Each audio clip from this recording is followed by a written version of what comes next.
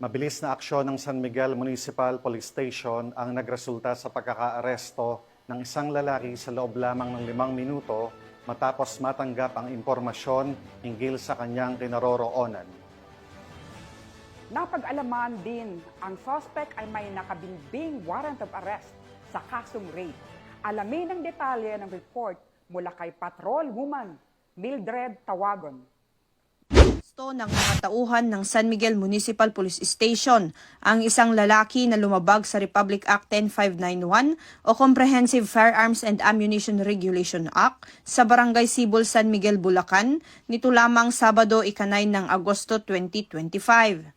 Kinilala ni Police Lieutenant Colonel Joey Louis B. Bilaro, hepe ng San Miguel Municipal Police Station, ang suspect na si alias Jerry, 28 taong gulang, residente ng Sitio Kalayakan, Barangay Kalawakan, Doña Remedios Trinidad, Bulacan.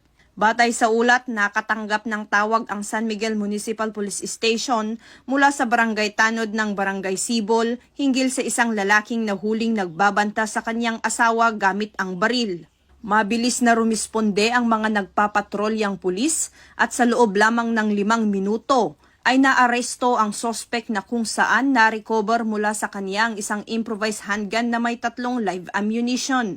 Sa isinagawang verifikasyon, lumabas na may nakabingbing warrant of arrest ang suspect para sa kasong statutory rape.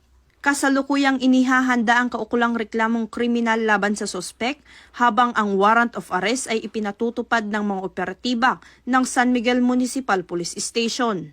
Patuloy ang Bulacan PNP sa ilalim ng pamumuno ni Police Colonel Angel L. Garciliano, Provincial Director ng Bulacan Police Provincial Office, sa mabilis at pinaigting na mga operasyon laban sa kriminalidad at iligal na armas, alinsunod sa direktiba ni PNP Chief Police General Nicolas Torre III na ipatupad ang 5 minutes response time sa lahat ng insidente. Layunin nito ang pagbibigay ng epektibong serbisyo upang matiyak ang kaligtasan ng komunidad at agarang mahuli ang mga individual na may kinahaharap na kasong kriminal.